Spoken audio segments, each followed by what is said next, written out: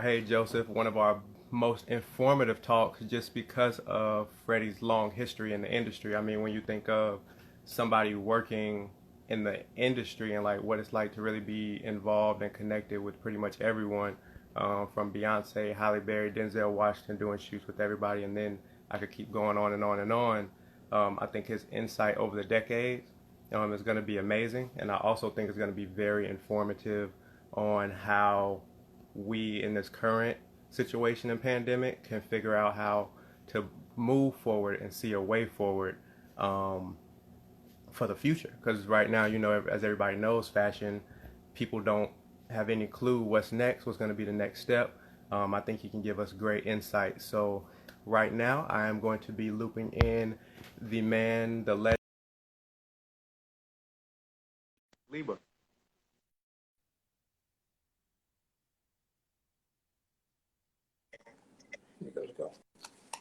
Hello, hello, hello, Mr. Freddie Leiba. How are you? I'm taking my mask away from my face. Nope. Gotcha. Yeah. How are you doing today? I'm trying to set a good example. Trying. Hey, each one teach one. Yeah. So, hold this. I'm going to forward. sorry, I'm just getting myself, Carl is No helping me problem. getting myself adjusted here. I got you. What's going on, Carl? Hey, man. I appreciate you. Yeah. I wouldn't be doing this if it wasn't for him because this is a whole new, this is a whole new thing for me actually. Sorry. Right. All right. Oh, no, you're fine. I think it's great that we can kind of, be part of the introduction to it. Just for like the next generation, new generation. Well, what we start? So I would like to really start almost at your beginning. I really want to find out. Oh my God, this is like going through the Bible. I know, that's why I said almost, Long but I time really ago. want to know the point in time for you yourself when you really were early in the industry and really felt that you were really working in the industry and the idea a lot of people have. If you get what I'm saying. When did you yourself know, okay, I think I made it and I'm really working in it? Well, this all happened. I would say it's probably an accident how the whole thing happened, to be quite honest, for what I do know, because I had no idea that one can dress people and make a living. Right. My mother thought it was the most ridiculous thing because people dress themselves. However, when I told her, this is back in the early 80s, well, they're going to pay me for it. She said, okay. So that was that. But when I started, I didn't know what a stylist was. I had no idea about it. And, I was born in Trinidad, as you know, so they had no, which is an island, Third Wood Island. So it had no, I didn't know anything about fashion until I saw movies. And I would have to join the library, which when I was a child, I was given for Christmas a library card. Okay. And that's the only access you had to anything to do with magazines or books, etc. And going to the library every Saturday, I would discover, I would discover movie books and books on culture and theater, and that started this is in Trinidad, of course. So that started all my curiosity about it until what shined, and of course in those days, you had to be a certain age, this is in the Caribbean, to go to the movies. So we couldn't see anyone like Marilyn Monroe or Rita Hayworth because the church condemned them. So I had no idea about glamour or anything because it was considered sexy.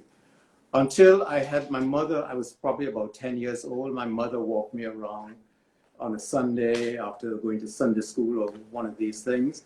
And they were making a movie in the 1950s called Fire Down Below with Rita Hayworth, Robert Mitchum, and so this is in the 50s. And then I see, and where she's taking me around, the work which is around a botanical garden, the hotel that Rita Hayworth and these were staying there. I saw this incredible woman. I'd never seen a woman like that in this yellow dress and bright red hair, and I realized, oh my God. And I went back. And so this was my first introduction to actresses and the world of movies. But of course, going to the library and discovering it, you know, from books. Then my mother came to America, and this is back in the mid-50s. Okay. And and then was living with my aunt and uncle, and I would go to the library, and I saw in one of the Vogue magazines, and this is when Don Vreeland was the editor-in-chief of American Vogue. And I was seeing all these incredible fashion pictures, because in those days, women sewed in the Caribbean. They didn't go and buy ready-made clothes. But I'm seeing all the wonderful fashions and magazines and all that. But then at the back of the magazine, there were two adverts for two schools. One of them was called Strapagan, and there was another one, and then FIT had just opened. Okay. My mother was in the process of sending for me from Trinidad to come to America. And what I used to do as a little boy, I used to draw endlessly about girls wearing frocks, dresses. And I came to America with these stacks of books with drawings. Then I went to FIT. She made an appointment to FIT, and I got into FIT. But I was the worst student. I got in there. As long as you got in. Because anything with discipline and all of that, it just didn't work.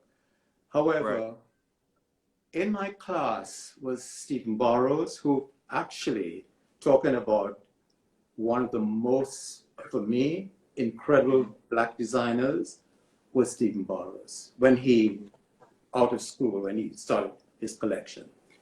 So anyway, he was in class with me, and then some Antonio Lopez, the illustrator, was in my class. So I grew up with all of this. Anyway, to cut a long story short, I dropped out of FIT because I couldn't deal with the history of art and the discipline part of because you had to do liberal arts besides the fashion. I dropped out, and I went to Strapagan, which is another school. It was on Broadway. Went there, dropped out again. So I was the worst student. I then got the opportunity, because we don't have a lot of time, I got the opportunity to go to England in the 60s. Okay. At that time, just before that, Stephen Burrows opened a boutique in the 20s called the O Boutique. Okay. Stephen used to make me the most incredible clothes. So I arrived Amy Fine Collins is on. So I went to London like this in these incredible, and you know, talk about sportswear. He really invented sportswear in his own way, because they were like jerseys, t-shirts, I guess, but all multicolors and you know, it was all based on sportswear, but incredible. Clothing. But I got to London, and it was the days of King's Road, and it was all happening in England. The Beatles were coming up and all of that sort of stuff. And so there I am, and people were just couldn't believe, you know, how I was dressed. And then I got a job. I went to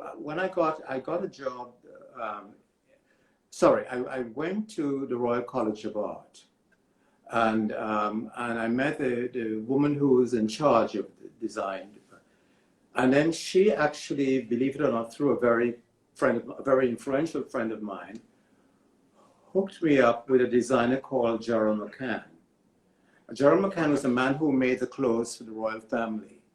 He was a couturier, not the gowns, but all of their day clothes. And so I had this appointment, and I'm in these wild Stephen Burrows clothes.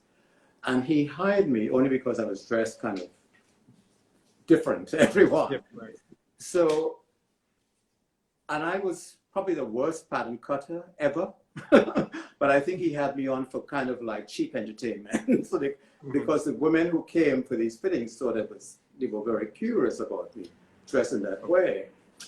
So, and this is all Princess Margaret and all the ladies in waiting, and all these people came in to be dressed for their fittings. then he decided, well, he can't be paying me, and so he fired me in a nice way, but he fired me. Then I ended up working on King's Road. King's Road was happening now, the first mini skirt, and the Beatles started, and all that. So I was part of all of that, and I was happier selling jeans to pop stars on King's Road. Okay. Because Grace Coddington, you know, she was a model then, and all these incredible people come through the store. So what the store was all about, it was they sold American jeans that recycled, but it was like the it place to go to buy these funky jeans, and they were full of patches. And anyway, from that experience, there was a shop in London called Bronx of London, which was the most incredible place that I found myself. And that is what gave me the education about real fashion. Because Bronx is a store that discovered Karl Lagerfeld before he had a name. He came in showing, this is before he started Chloe. So they discovered him. Gianni Versace was working for a company. They didn't have their names yet. Gianni Versace was working for Callaghan. Armani was working for Cerruti in Paris.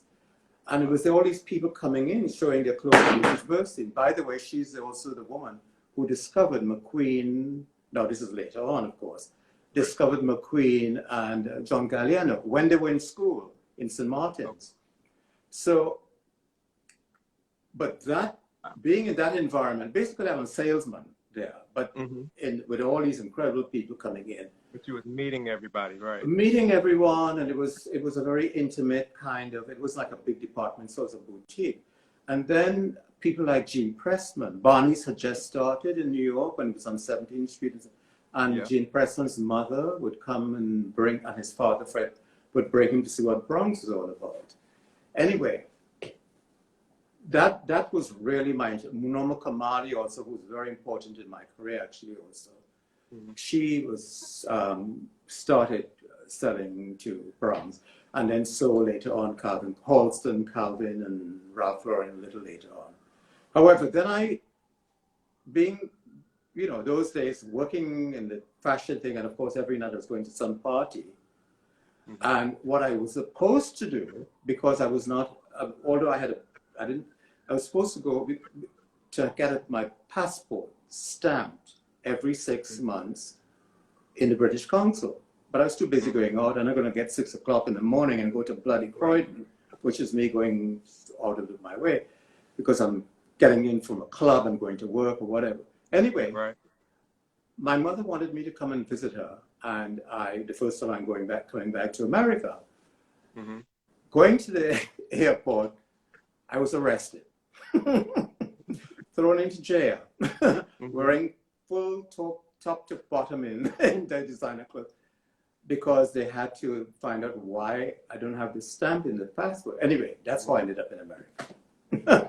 When I came to New York, in my London days, I met a wonderful friend who's still a very close friend of mine, called Mark Ballard.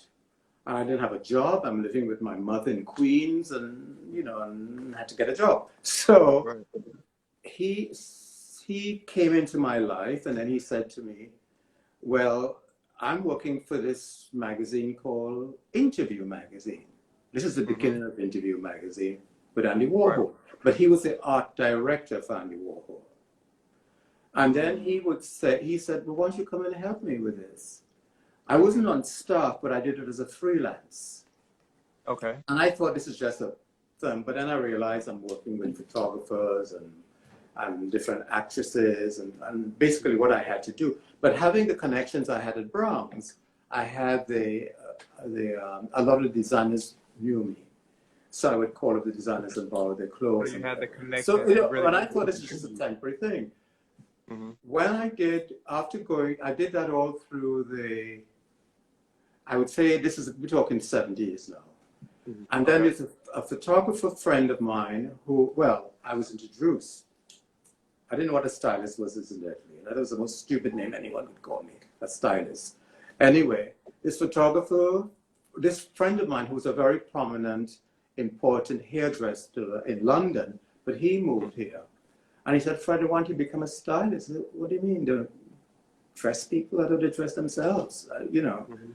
And just as how my mother reacted, he said, no, no, no, no, no. So he introduced me to a man called Albert Watson. Albert Watson is a very famous photographer who had a contract with French Vogue. Mm-hmm. And then I was doing covers for French Vogue. And I thought this is all very temporary, but it's all very, I just thought it's just something to do. Right. And But then that was happening at the same time. So French Vogue and Interview magazine. Yeah, around the same. French was Okay. a little earlier. And Mark got in touch with me in the midst of me doing French Vogue. So I was doing French Vogue covers, not on being paid, but just a photographer. I would get the clothes, the French Vogue would tell what dress, and they would send the dresses over incidentally. But I have to go and collect the jewelry from Cartier, and I get these letters, of course, and whoever they wanted me to use. Right. And then I realized, well, this is kind of great. I'm enjoying it, and I'm meeting all the models, and it was, you know, great. Then what happened that became stylists came in the is Anna Winter at that time went to a magazine, New York Magazine. Uh-huh. And when she went to New York Magazine, she found out about what stylists around. I happened to be on that list. And she called up, I got my telephone, well, I guess in those days we had telephone directories, I can't remember, but anyway, she got in touch with me. Mm-hmm. And she did a story on stylists. And the people she used was Tony Goodman, who's an American Vogue, who's a good friend of mine now, Wendy Goodman, Paul Cavaco, Steve and his wife, Keisha Cavaco, and a few other people. Anyway, the task was, she gave us all, Calvin Klein had just started his collection, Mm-hmm. and she gave us all of the same white suit. And we had to do something, choose a photographer, hair, makeup, and model of our choices, and style this suit. Right. So I did it, and then she opened the story with it was a double page spread. She opened the story with my picture. It's just coincidence that happened. Right. Then, in the midst of working with all these other photographers freelance, but not taking it as a real job, obviously, it was just, you know, me being busy. I got a call from, Rico Pullman, who is sadly, he's dead now, but he actually, I was working Irving Penn. Albert Watson, the photographer that I was working with at French Vogue, he also was the agent for Irving Penn, who, of course, you know, is the greatest photographer in the world. Right. So I was introduced to Irving Penn, and then I started working with Irving Penn. I mean, you know, going there trembling because I'm scared. But anyway, I managed to do the jobs, and then my name filtered on through to Harper's Bazaar. Mm-hmm. And they when had a was meet. So this is now 80s. Okay. You know, 70s and early 80s. Yeah. So I had a meeting with them, and they gave me a few freelance jobs. The first one actually was Joan Collins. It was the beginning of Dynasty, and I had to do a cover with Joan Collins, which was quite a trip working with her, but it was incredible. It turned out to be very successful. It sold magazines because, of course, she's promoting Dynasty at that time. Or is it Dynasty? Yeah, Dynasty was she was in, right? Yeah. Okay. And from then, eventually, he said, well, why don't you do another story, another cover story? And I said, if I can choose the story, the theme of the story, and also the model and the photographer. Mm-hmm. And, you know, photographers in those days they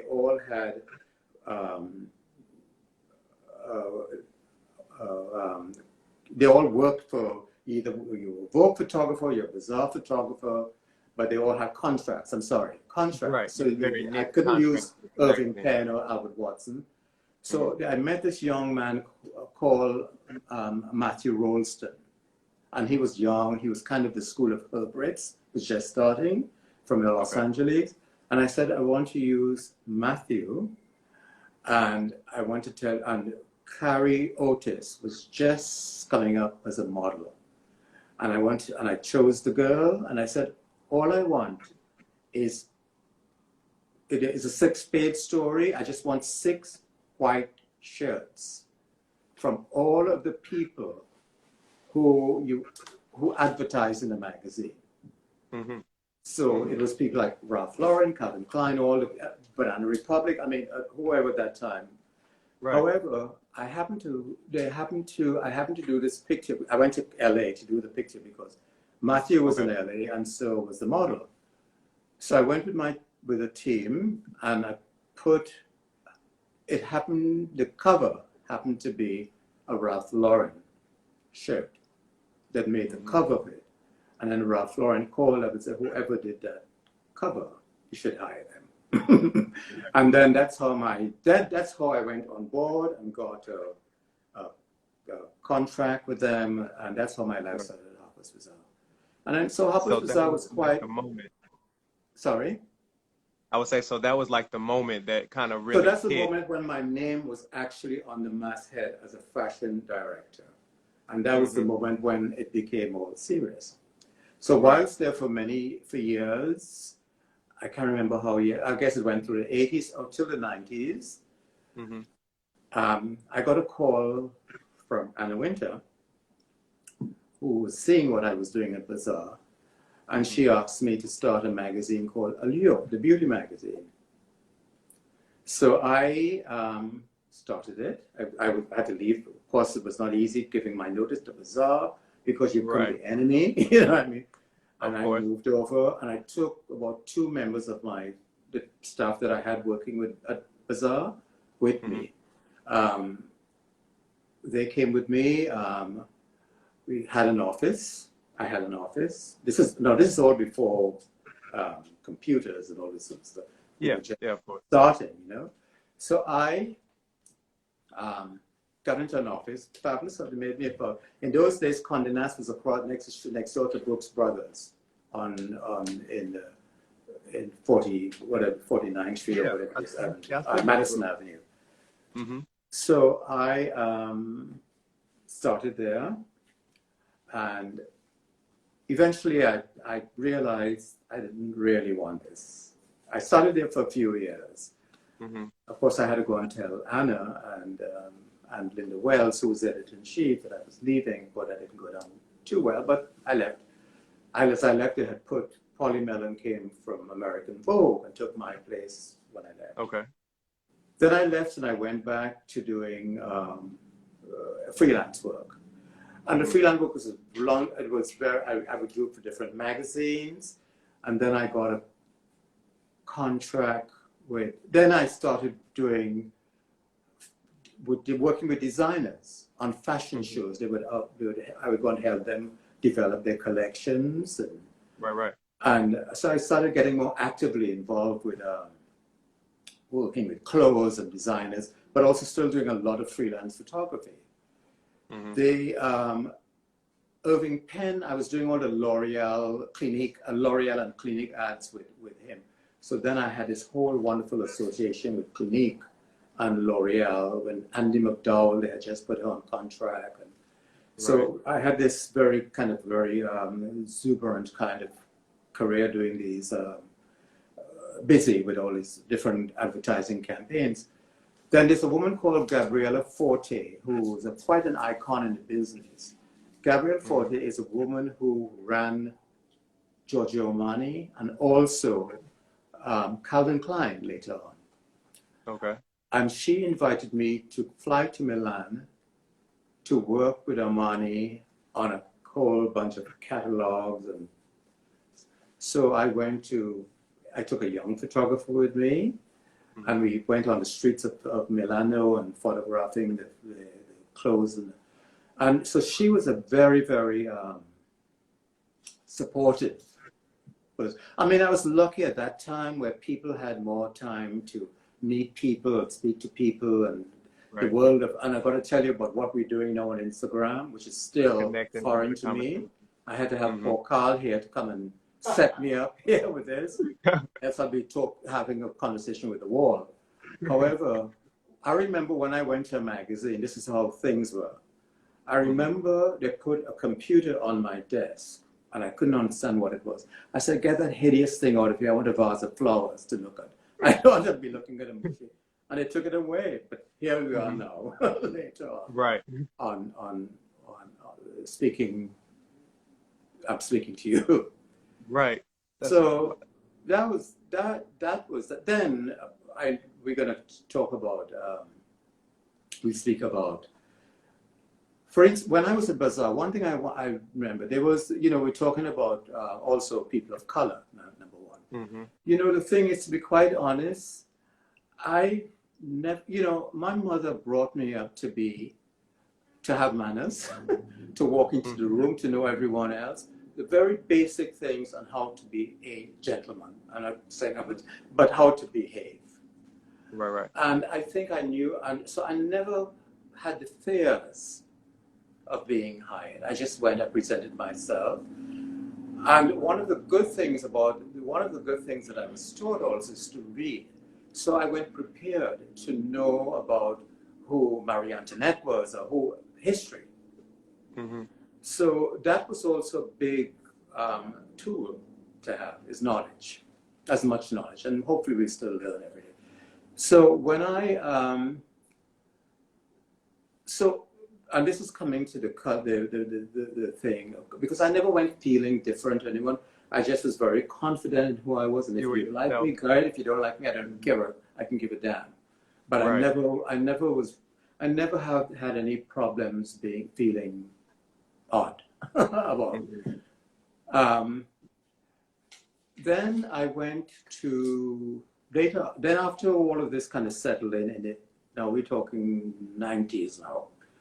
Okay. I went to InStyle magazine. Mm-hmm. And when I got to InStyle magazine, one thing happened actually, which is quite good. You know who Elizabeth Hurley is, the actress? Elizabeth Hurley. Oh, okay, yeah. Yeah. So Elizabeth, I started doing all of when she had the contract with Estee Lauder, I was chosen to do all of those ads, the perfume ads and all of the things. And then when she went to Hollywood to do Austin Powers, mm-hmm. I did her costumes. There's a sequence where there's all of the fashion show scene so because to be in Hollywood, you have to be part of a union and all that. And I wasn't part of all of that. She brought me in to work on the costumes. But I did that big scene towards the end where he's pretending he's David Bailey, the photographer, and she's modeling. Yeah. And I got all the clothes from the 60s and all that. Anyway, so I had a wonderful, they were great experiences that I have and I've had. And, but I think the whole thing is just I was just very open and learning, and I didn't have any grandiose feeling about what I was doing. It was just a job, and I was just doing it, and I was enjoying my job. Mm-hmm. But it isn't like, today, what is really, I never spoke about anything, what I'm telling you now. This is probably the first time I've ever publicly speaking here. Because I was never, you just don't do it. You don't speak about yourself. Mm-hmm. You know what I mean? People didn't know. People are discovering me now only because, to be quite honest, I've been asked by a few publishers to do a book. Mm-hmm. And because it was so many years and I have so many things I have forgotten about, I got an Instagram and then I put the pictures on it, but not to show off. It's basically as a diary of my work, because I post one picture and I post one and it reminds me of something that I have done. So I use that. I mean, today, what to me is, we're going through listen, I've survived going through different things. When I was a child in Trinidad, it was polio was a fear. There were different mm-hmm. things that happened, and they had this is an island, of course, it's not a sophisticated country. You went tuberculosis, you went through all sorts of things, and then of course you had AIDS. Mm-hmm. Now, AIDS was a scary thing when, at the Right. beginning, because people thought that if you spoke to someone who was gay, you're going That to was catch it. it. Yeah. Mm-hmm. However, one wonderful thing happened where I could have done, it enabled me to do something about it, because I never forgot the values that I came from. And I decided, you know, if I'm in a position to give back, I'm going to do it the best I can. So I'm going to show you something that I developed this, Mm-hmm. which is the Oh,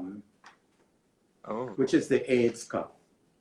okay. And and the money came to that. I didn't take a penny from this. It was sold at Bloomingdale's and all the stores, but all of the money went on the research for AIDS. And from that, I wanted to move on further. I wanted to do, this is something aside of what I'm interested Of course. in. No, yeah, yeah. And how are we doing for time, incidentally? Am I Oh, babbling on we're too much? good. No, you're good. You're good. You're good. So I decided to do a cup and a plate where the monies went into giving money to Differ, which was the company that already won the Red Ribbon. Mm-hmm. And because also I was experienced, every friend of mine was dying of AIDS, and I was going to a memorial was really unbelievable. Every time I was going to this mysterious disease. So anyway, I did what I can with that. Then I had an idea I would do something for hunger. I'm just talking about another thing, because fashion is one thing, but actually Right. what you do when you hopefully have a voice. I don't have a big Mm-hmm. voice, but to try to do something. When Audrey Hepburn was in the ambassador for UNICEF, Mm-hmm. you know, about Africa and the poverty and all that. I tried to she was living in Switzerland then, and I had an idea. I would take the same cup, and there was also a dish to beside the cup with a red ribbon on it. I would try to do a plate where it's an empty plate for a full plate. Mm-hmm. You know, and the plate will have the UNICEF emblem on it. Anyway, that got a little bit political, and it never worked. It never happened. But these are the plans I have, and to this day I try to, you know, to do it in my own way. About not forgetting my background and where I am now. And still bringing it to current. No, I think that's amazing. So that behind all that is also a process, because I've been lucky. And bringing things up to date as what we're dealing with now. It's the dealing. This is the plate. I just was given. This is the plate, incidentally. Okay. Okay. And besides it says all the information. On Anyway. But yes, definitely because even just through the conversation you just had, you really took us in a great summary through 3 different decades that you were very strong in and working in through the entire time. I mean, from the 70s to the 80s, and then you explained everything throughout the 90s. But there were a lot of trials too. There were a lot of trials. Exactly. So I think each decade was a change of generation and a change of visuals and how we interpreted fashion, how we understood it. Even when you talked about like the late 90s to the 2000s, that them giving you a computer, which is going to be something so revolutionary now. When you move through each one of the decades, just saying like from the 80s to the 90s, what do you think was, because that was huge in the AIDS epidemic as well, what do you think was so huge in that time as far as how you got from one phase to the other? Well, I mean, the thing is, you know, the thing that kept me going is that I come from a single mother, incidentally. My father left when I was a child. So my mother was I had to take care of her, of giving back to her. So my responsibility is to work and buy a home and all the things she didn't have. Because I never had a home when I was a child. I grew up with her brother and God knows what. You know, as a single woman in those days was in the Caribbean. You know, women are just supposed to have babies and do the washing, the cleaning, and that was it. But my mother was, you know, brave, and she came to America as a nanny, incidentally. But it was my turn to give back to her. So that was the driving force of all this. And But and in those days, talking about being so, I never let color um, became it. It was a bigger thing than that. It's me working and surviving and taking care of my family. Right. So then it was more The, about the really the color, I need. never made it a barrier. When I Mm-hmm. would be going to a fashion show in Paris or Italy, I was probably one of the few people of color sitting in a front row seat. Mm-hmm. Yeah. It's Yeah. Andre Definitely. Leontelli, of course, and a few people. But I was one of the, a few people. But I never kept it as because it's, You never it's blocked so, yourself off. I never, and I never will. Mm-hmm. So and I remember being in Paris, going to the shows in Paris in my bazaar days when Mm-hmm. you see these incredible black girls in the cabine of Yves Saint Laurent, Givenchy. I mean, they were unbelievable. But the French, I got to say, really was supportive Mm-hmm. to women, to those girls. Right. Really, when you think about what Bethan Hardison did, back in the 70s, what she did with going to Paris and bringing the Americans to Paris. And I mean, it's, she's another one who is a role model too, because she has a voice and she uses it, And I knew Bethan from the Stephen Burrows days because she was also one of the models of Stephen Burrows. And so was Pat Cleveland, who is, she broke the rules or wrote the Bible about modeling, incidentally. Mm-hmm. And so today, I mean, to get things up, I'm in the process of doing a book, Mm-hmm. and the book has to have a meaning, not just in the book, to tell a story. And but the other job I got, which kind of brought into a whole different thing, and this is coming up to the world of Instagram and all that sort of thing. I got a job, a contract to work for InStyle magazine. Mm-hmm. And InStyle, of course, is all about celebrities and Yeah. actresses. Yes, yes, yes. And I would, and that's how I got the involved with doing a lot of actresses. And it was it's a whole different way of working because they usually are promoting a movie. They're just not doing a cover for the sake of doing a cover or a Right. picture. They support, it's a movie they're promoting. So I have to have a chat with either their publicist or them, and figure out what it is they're doing, and then tell them what you love and what you don't love. You know what I mean? Right. So we'd have a conversation about. There's a question from Rebecca. All right. So I think so. The Working InStyle with really. I just got a question from Rebecca. What's the difference between working with celebrities and models? Huge difference. Because models, you have a personal conversation with them. Celebrities, you have to go through their agent, and It's a little bit more separated. and you have to go through a whole different thing and respect them. And I mean, I've done it, and I've done it for quite a few years. And then I had people like, for instance, say for Beyonce. When Beyonce came on the scene, I was at InStyle. And Right, one of the first jobs I did for InStyle, Beyonce had just left Destiny's Child as a solo artist, just left them. Okay. And I said to the actor, oh my God, this is a beautiful girl. Why don't we do the story? Not a cover. We couldn't do it because she's not a big enough star. On, why don't we do a story on Beyonce? And he agreed. So Beyonce has her mother is wonderful.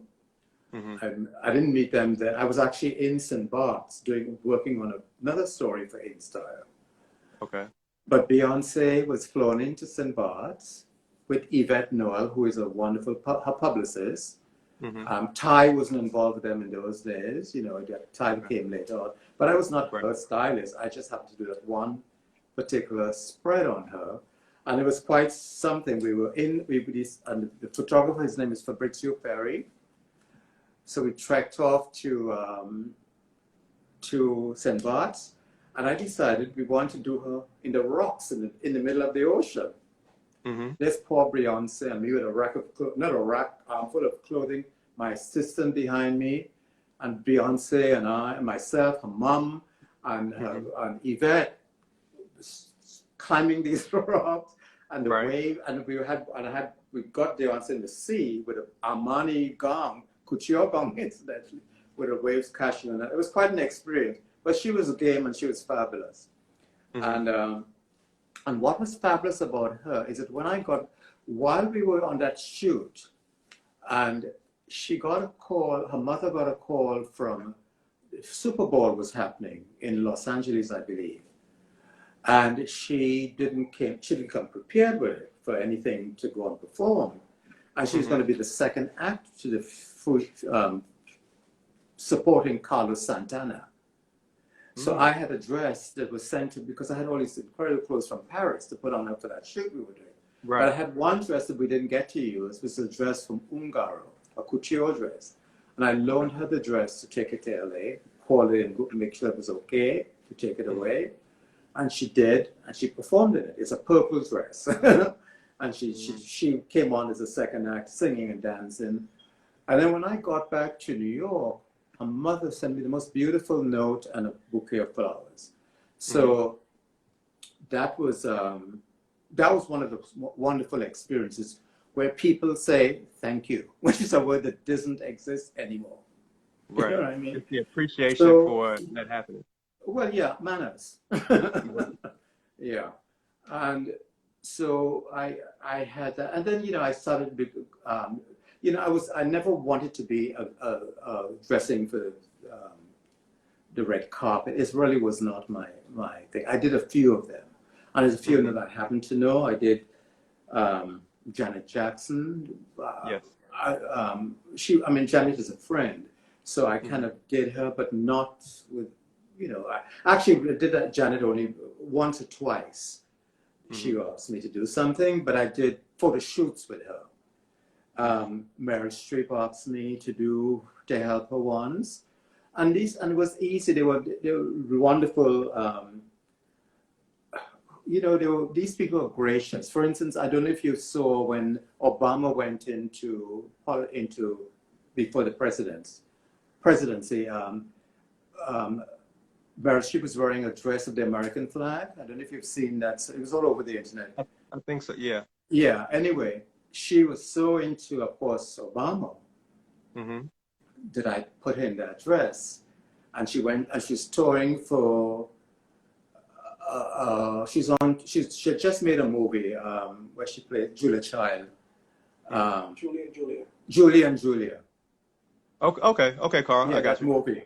So she was traveling around Europe promoting that movie, and she wore that dress with it. So, it's fun things like that, but actually taking this red carpet thing seriously, it really is not. There's some people who have skills, so they do it very well. It's not what I'm interested in.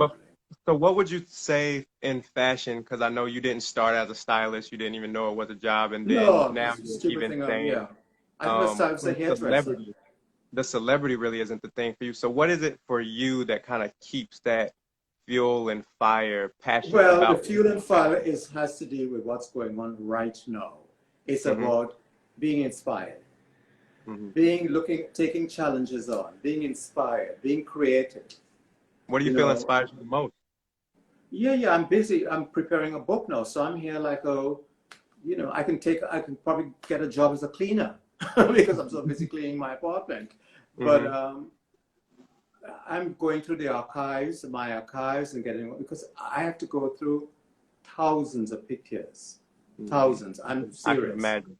And it's scary. And I'm going through them, and I'm getting someone to put them on because these are tear sheets, so a lot of them are kind of falling apart. So they're being retouched and all of that. But it's quite a chore. I cannot do it because I don't understand the computer. You're lucky that I'm sitting here chatting to you, but I have people who can do this. And Carl is sitting right here, looking at me, making sure, because this this could end up in a disaster because I'm scared of machines. No, I'm about to say you're doing amazing. running through this flawlessly. You would think you're Well, a thanks master. to him for setting me up. But I do like what through your time like doing a lot of freelance work where you really didn't find yourself really wanting to be in I guess like the magazine contract aspect, but really more so wanting to do that partnership. What fueled your creativity the most, do you feel? Well, I tell you a few things. One of the most important things that I failed to say, sorry about that. No When I problem. met Norma Kamali, Studio 54 had just started. Uh-huh. And of course, I was there every night when I was in New York because I knew all the models and whatever it is.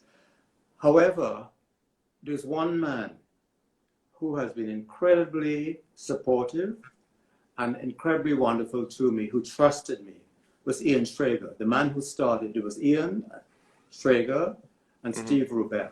And this is back in the 70s. And I'd go Okay. to the studio every night with the models and all the carrying on and bad behavior, whatever. But it was fun anyway. But Hmm. anyway, when Ian, after Studio 54, he decided to go into the hospitality business, which is opening boutique hotels. Hmm. And the first boutique hotel in the world, well, it was the Morgan Hotel. And he got this famous interior designer from Paris called Andre Putman to Hmm. design the Morgan Hotel. Right. They hired Giorgio Armani to do the uniforms at And you the styled. opening. Hmm. Giorgio Armani I had nothing to do with it. They hired Okay. him, but then they decided they didn't really want it anymore. Hmm. Norma Kamali introduced me to them, and I started doing the uniforms. The Morgan, the Paramount, all of them until this day. Well, not till this day because nothing is happening now. So, you know, the public hotel that's downtown, Yep. and also the Editions Hotel. Hmm. The Editions Hotel, one is in Times Square, one is in the, well, they're all over the world actually. So to this, to talk about loyalty, I designed the uniforms of all the hotels That's since a long time. right. What So ins that is what I was in the when process of doing before this thing happened.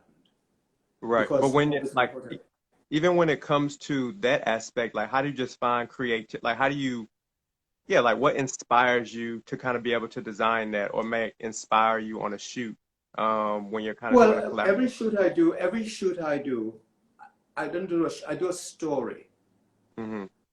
for a shoot. It's not just a girls with a pretty dress on. It's a Right. story. I did change it into something, and it has a point of view. So of course I research the point of view. If I want to do a tribute to, I just did one with Coco. I think Coco is here with us. Hmm. I really wanted Coco celebrating Nina Simone. Okay. So I use inspiration, and then I create a fashion story. Right. So you So pull it. now So I do you it for pull from different the bigger magazines. concept. Sorry? I said you pull from the bigger concept and really kind of Well, I delve pull from the into. source, yeah, of the where the Yeah. story starts from, and I make it my own today with Hmm. contemporary designers and fashion. So Right. everything I use, I always have a point of view with a photo shoot. Hmm. Don't matter what the photo shoot might be. Right. Right now, there's a new magazine called Ubiquitous that is owned by a friend of mine, Gianni, and I was actually we're in the process right now, not right now, but just before this happened, on I get doing a big story for her. And the story was about, I was inspired by, there was a wonderful exhibition at FIT, I don't know if you saw it, you. on Black culture. Black culture? Yeah, I went twice. Yes. So the story was kind of gave me the idea of that, of Okay. using all the textiles from Africa or India, wherever they're from. And Hmm. with it was more universal, and it was a lot of black girls. We had an Indian girl, a Chinese girl, because Hmm. the whole thing is, it's not about black only, it's about the world, Diverse. Yeah, the whole to culture of the make it world being diverse, diverse. yes. And by the way, did I show you this book on diversity? No, put it up. This is one of the things, a book I did. Oh yeah, well, Alexei Lubomirski. Yeah. Yeah, so I styled that. Not all the pictures, but most of the book, he invited me to style the pictures Hmm. on that book. And that is another thing that went to Concerned World, which is the money went to Africa, all the people who, you know, so the proceeds of that book was. So I tried to have some kind of connection with something where it's not about a picture. Give back and not just right. Absolutely. So I think one question I do want to ask also, I know your experience and you have transitioned and continued through the times. We're in a huge pandemic right now, and a lot of people have talked about collaboration being one of the biggest roots on us in fashion being able to find our way out of it. You, through everything, have spoke to collaborations in so many different aspects and so many different experiences. Can you kind of build on that a little bit more? In that, I mean, like how important collaboration is when it comes to fashion, working with other people, Well, and you really, know, yeah, I'm sorry. You know, not one person does anything. There's a team of people that do things. A team of I have a team of people that work with me. I have assistants. I have, you know, I have someone sitting on my side right here, guiding me through this. I never do anything on my own. I get people's input. For instance, I have a team of young assistants. I do a lot of talks in schools, incidentally, also, which I failed to tell you. You know, I get invited to the new school to talk to students. However, the thing that is also a little bit disturbing is that the questions that usually I lecture with the professor, whoever invites me, but then you get at the end of it is a Q&A, and the Q&A is usually, well, how did you become famous? I said, famous. That is not in the agenda. You do the work, and if you do the work well, people acknowledge you for it. But for me to go into a job or thinking about it to become famous, to me, but these are the questions I ask now. And unfortunately, this world of Instagram and people showing off and on the clothes they're wearing and all of that, to me, it's just and also, you notice people on the street is so absorbed with themselves and important how many followers they have and showing off. And to me, it's all in bad. I found it in bad taste because, for instance, I'm not going to get too involved with this, but I'll tell you, for instance, when I dress myself, I would never wear something where there's someone's big name written on it. I might wear the clothes, but not advertising it. Because to me, it's shoving in your face, oh, I can afford to buy a so-and-so. A so-and-so obviously costs a certain price. To me, it's in bad taste for me to do that. And I'm too old to be doing it anyway. You know what I mean? But I agree at any age. So I keep it totally, things should be a surprise. People can be curious. But I never walk around with any kind of label written across my chest or anything. No way about it. I'm not a billboard for anyone else's fame. You know what I mean? You take me for who I am. So, but then also you'd see people posting, they're hanging at a celebrity, like they're a friend of the celebrity, and to get an important picture. I mean, it's horrible. You know what I mean? It's just because when you think of people, the Instagram's open up to all sorts of people. And these people who don't have who would never even meet some of these people, it's making them feel like it's not good for them. Do you know what I'm saying? Because you're showing how you're eating food and there are people starving. And you're eating food and showing off what you cooked. And to me, I'm sorry, it's all in bad taste, I think. Showing off in that way. Do something, but don't show off. I think you're right. And I mean, I think even when it comes to a lot of people's creativity and a lot of people working and a lot of people aspiration, it has taken a lot of like the depth of what the work really was out of it because they're doing the work trying to be close to a celebrity or trying to look more famous than their neighbor. Yeah. It's not really about I mean, I get the opportunity sometimes to go out with a celebrity. And if a camera comes there, I step away from it. They might catch it an off moment, but I always step away from it. It's not me; it's them. You know what I mean? And I don't want to be on the on the court strings of anyone else. If you like me, fine, do something, have a talk with me. But I don't want to be acknowledged because I know somebody. It's horrible. Right. It's my private. Go ahead. Finish your statement, please. No, say, it's something very, I don't know. It might be old fashioned, but I'm not going to change. I don't even know if it's old fashioned. Because I mean, I know there are people who do that today. I'm not huge on personally being in pictures at this point, but I mean, I know, I don't think it's a fashion or an age thing. I think it's really individualistic to the person. Some people are Yeah, like, but no, I'll remove and let somebody else shine, and some people like yeah. to show out in that way, and that's just them. So yeah, I don't think it's a age thing or old fashioned at all. I think it's just a. Well, it's not an idea of old people doing it too. I mean, the older people and I Mhm. myself doing, but it's not my thing. Right. So Showing off has never been my thing. So I So, would also like to ask your perspective, and you got into it a little bit, but I would like just to hear more of your perspective on what do you think the future of fashion is after well, this pandemic. yeah, of course. Well, the future of fashion is number one. This is the time that we're doing now. We have time on our hands now. Is Hmm. to get prepared. Get the inspiration going. If you can draw, start sketching and start being inspired. And you just can't sit around and think, oh, I'm waiting for this thing to over. Hmm. Get busy now. Make use Right. of this time. You know what I mean? Do research. Find out Hmm. who the great designers were. Whatever it is. If you're a cook, start doing some great recipes. Make them up. Hmm. You know what I Right. mean? So to me, it's about hope, and you got to keep positive because it will Hmm. end. Sadly, we've lived through AIDS, we've lived through different things. This is only because we've gotten so removed from it all. It's a big wake up call because Right. this is going to equalize, hopefully, everyone. Hmm. I can see that, and People I feel like start it already taking a is. little bit more mindful about what they do and how they treat people so Hmm. hopefully this will change things because we all in this disease is like the phantom disease. I don't care Hmm. who you are, what you are, it can reach you. You know what I mean? Right. If you're not careful. Right.